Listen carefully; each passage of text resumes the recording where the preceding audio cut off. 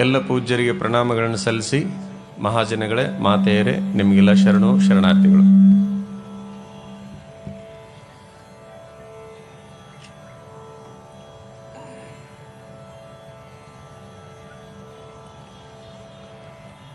ಜೀವನ ದರ್ಶನ ಪ್ರವಚನ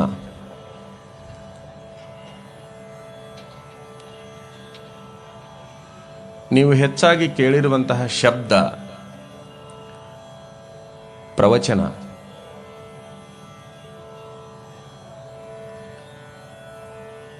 ಒಂದೊಂದು ಸಿದ್ಧಾಂತಗಳನ್ನು ಮಂಡನೆ ಮಾಡುವಾಗ ಕೊನೆಗೆ ಅದಕ್ಕೆ ಪ್ರವಚನ ಅಂತಾರೆ.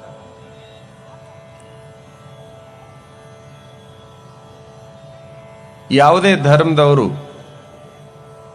ಪ್ರವಚನ ಅಂತಾನೆ ಕರೀತಾರೆ. ಇದು ಸಂಸ್ಕೃತದ ಶಬ್ದ. ಏನು ಪ್ರವಚನ ಅಂದ್ರೆ? ಪ್ರವಚನ ಅಂದ್ರೆ ವ್ಯಾಖ್ಯಾನ. ಪ್ರವಚನ ಅಂದ್ರೆ ವಿವರಣೆ.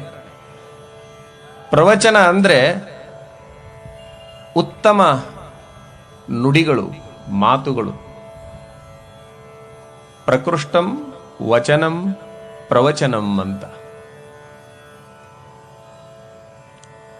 ಸುಳ್ಳು ನುಡಿಗಳು ಅಂತನೂ ಕರೀತಾರೆ. ಒಳ್ಳೆಯ ಮಾತುಗಳನ್ನ ಕೇಳೋದು.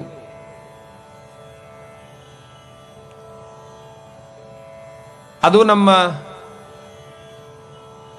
ದೇಶದ ಸಂಸ್ಕೃತಿ. ಒಳ್ಳೆಯ ಮಾತುಗಳನ್ನು ಕೇಳ್ತಾ ಬಂದಿರೋದು.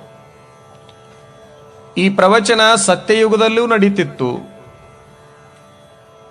ದ್ವಾಪರದಲ್ಲಿಯೂ ನಡೆಯುತ್ತಿತ್ತು, ತ್ರೇತಾಯುಗದಲ್ಲಿ ನಡೆಯುತ್ತಿತ್ತು, ಈಗಲೂ ಕೂಡ ನಡೀತಾ ಇದೆ ಕಲಿಯುಗದಲ್ಲಿ.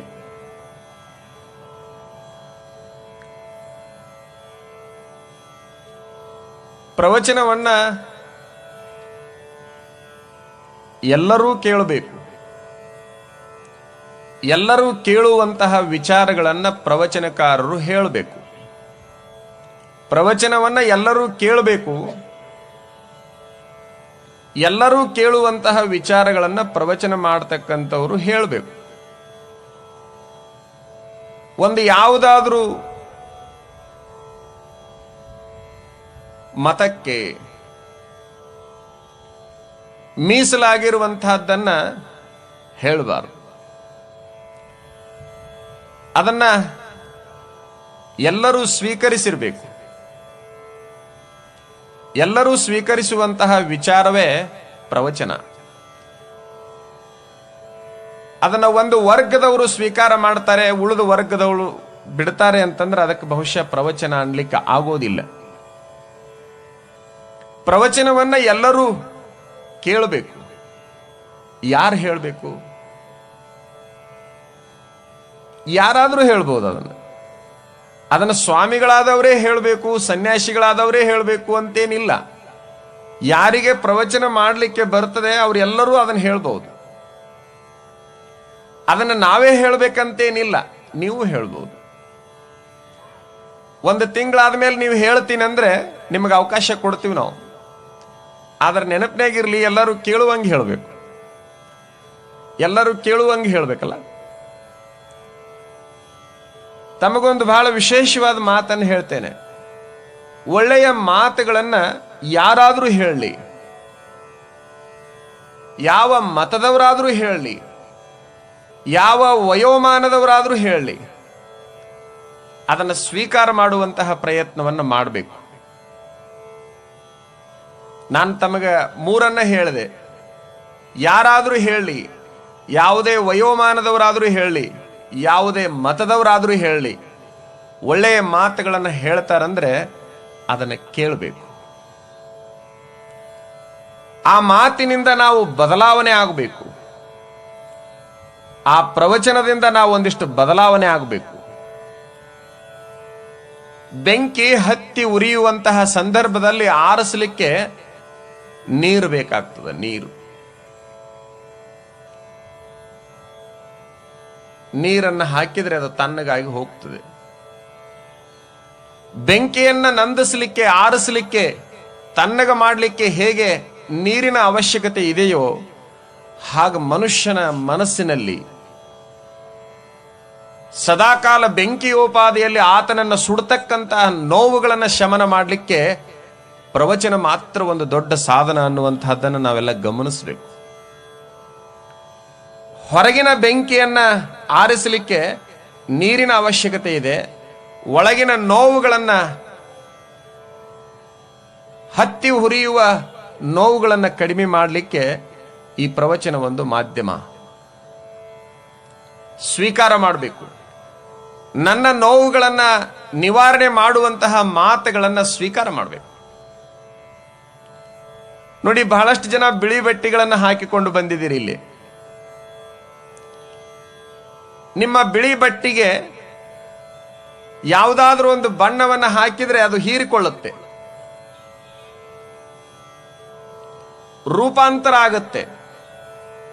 ನೀವು ಕಪ್ಪು ಹಾಕಿದ್ರೆ ಕಪ್ಪು ಕಾಣುತ್ತೆ, ಕೆಂಪು ಹಾಕಿದ್ರೆ ಕೆಂಪು ಕಾಣುತ್ತೆ, ಹಸಿರು ಹಾಕಿದ್ರೆ ಹಸಿರು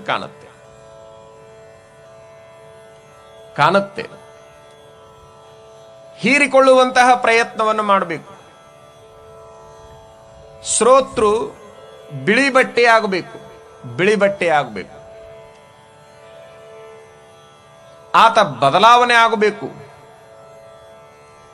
ಬಿಳಿ ಬಟ್ಟೆಗೆ ಹೆಚ್ಚಾಗಿ ನೀಲಿಯನ್ನ ಹಾಕ್ತೀರಿ, ಅದು ಒಮ್ಮೆ ತೊಳೆಯುವ ತನಕ ಇರುತ್ತೆ. ನೀವು ನೀಲಿಯನ್ನ ಹಾಕ್ತೀರಿ, ಒಂದು ಸಾರಿ ಅದನ್ನ ತೊಳೆಯೋ ತನಕ ಅದನ್ನ ನೀವು ಧರಿಸಬಹುದು.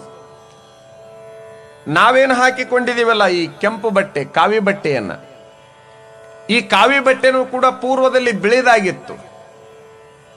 ನೀವೇನು ಹಾಕಿಕೊಂಡಿರಲ್ಲ ಅದೇ ಬಟ್ಟೆಗೆ ಕಾವಿಯನ್ನ ಹಾಕಿದಾಗ ಇದು ಈ ಬಣ್ಣವನ್ನ ತಾಳುತ್ತೆ. ವಿಶೇಷ ಏನು, ವ್ಯತ್ಯಾಸ ಏನು ಅಂತಂದ್ರೆ, ನೀಲಿ ಒಮ್ಮೆ ತೊಳೆದ್ರೆ ಹೋಗುತ್ತೆ, ಕಾವಿ ಒಮ್ಮೆ ಹಾಕಿದ್ರೆ ಹೋಗೋದೇನೇ ಇಲ್ಲ, ತನ್ನ ತನವನ್ನು ಉಳಿಸಿಕೊಳ್ಳುತ್ತೆ. ಬಟ್ಟೆ ಒಂದೇ, ಆದ್ರೆ ವ್ಯತ್ಯಾಸ.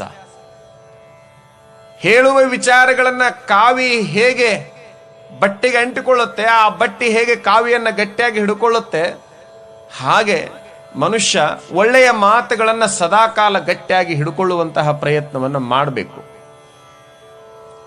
ಪ್ರವಚನ ಅನ್ನುವಂತಹ 4 ಅಕ್ಷರದ ಶಬ್ದ. ಮೊದಲನೇದ್ದು ಪ್ರ ಅಂದ್ರೆ ಪ್ರಕಾಶಮಾನವಾಗಿರುವಂತಹದ್ದು,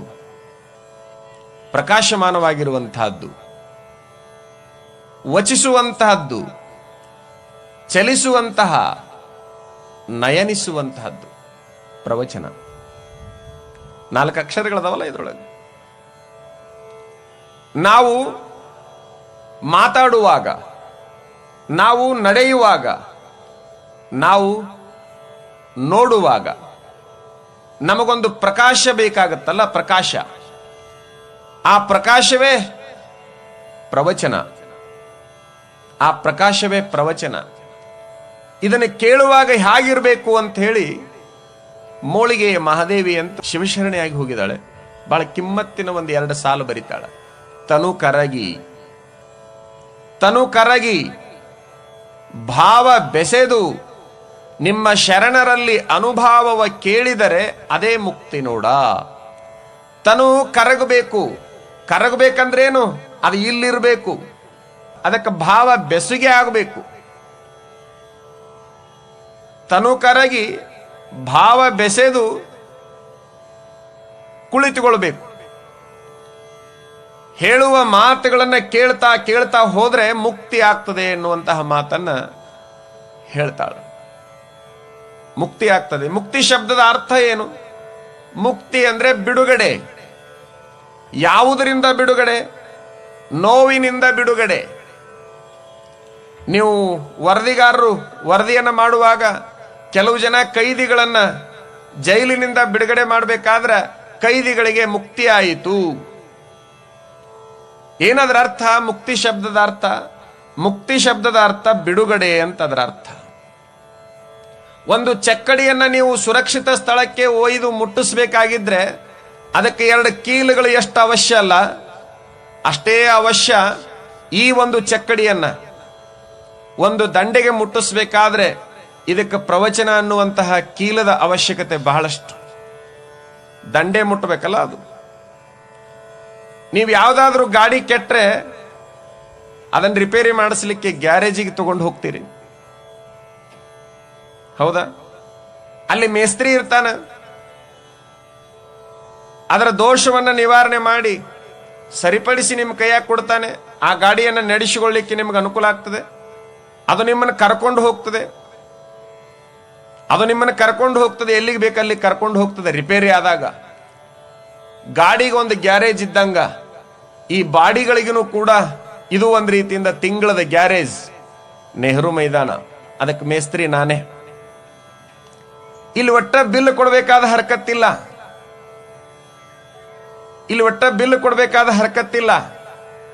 ಹಂಗಂತ ಬಿಡೋದು ಒಳ್ಳೇದಲ್ಲ.